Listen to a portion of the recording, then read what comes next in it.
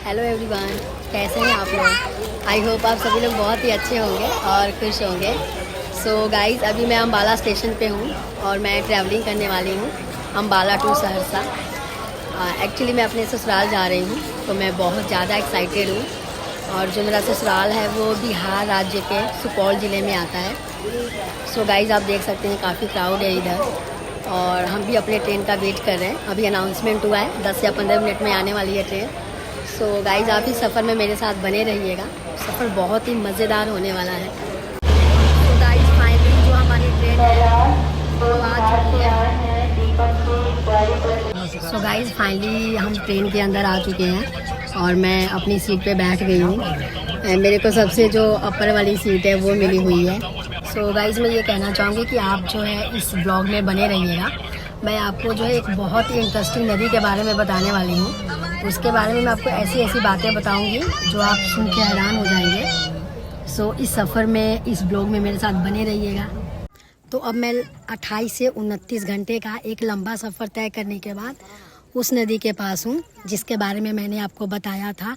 और इस नदी का नाम है कोसी नदी। ये नदी नेपाल के हिमालय क्षेत्र से निकलती है और इस नदी को बिहार का अभिशाप या बिहार का शोक भी कहा जाता है, या बिहार का दुख भी कह सकते हैं इस नदी को। वो ऐसा इसीलिए क्योंकि मानसून के टाइम पे इस नदी में भयंकर बाढ़ आता है, जिसकी वजह से आसपास के जो एरियाज़ हैं, जो गांव हैं, वो सारे जो है पानी में डूब जाते हैं और लोगों का जो है जीवन अस्त व्यस्त हो जाता है। एक तरह से बहुत ही मानवीय पीड़ा होती है, फसलों को नुकसान होता है। इस नदी की वजह से यहाँ के जो काफ़ी उपजाऊ भूमि है वो भी जो है प्रभावित होती है और एक अच्छी फसल से वंचित रह जाते हैं यहाँ के लोग। और जैसा कि आप देख सकते हैं, नदी बहुत ही बड़ी है, ये बहुत भयंकर है ये। और इस नदी का जो मार्ग है ना वो स्थिर नहीं है। ये नदी मतलब अपना मार्ग परिवर्तित करती रहती है, जिसकी वजह से इसने कई ऐसे गांवों को अपने चपेट में ले लिया है और जलमग्न कर दिया है। और मैं आपको बताऊं, इस नदी की वजह से जो है ना, यहाँ के लोगों को हर साल अपने लाइफ का, अपने जीवन का, अपने रहन सहन का एक नया रीस्टार्ट करना पड़ता है। क्योंकि यहाँ हर साल जो है मानसून के टाइम में बारिश होता है और ये जो वार्षिक बाढ़ है इसकी वजह से यहाँ का जीवन बहुत ही ज़्यादा दुखदाई हो जाता है। पर फिर भी यहाँ के लोगों का एक जज्बा है और हिम्मत है और एक जोश है, जो यहाँ पे बसे हुए हैं, जो नदी के किनारे, वो यहाँ से कहीं और जाके नहीं रहना चाहते हैं।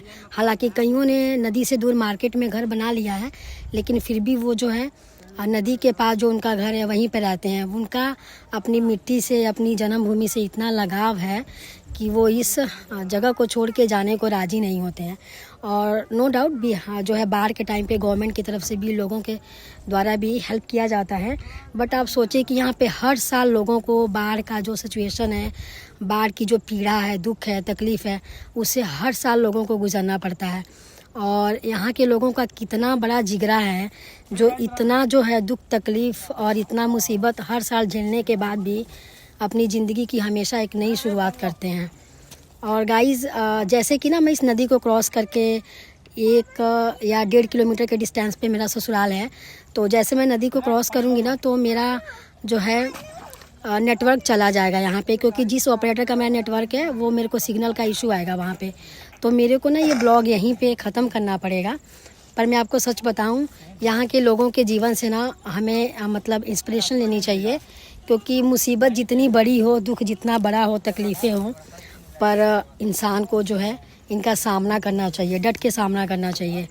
और मुसीबतों को छोड़ के भागना बिहार के लोगों को आता नहीं है। मैं सच बताऊं आपको, बड़े जिंदा दिली के साथ इस सिचुएशन को लोग हैंडल करते हैं, हर साल करते हैं।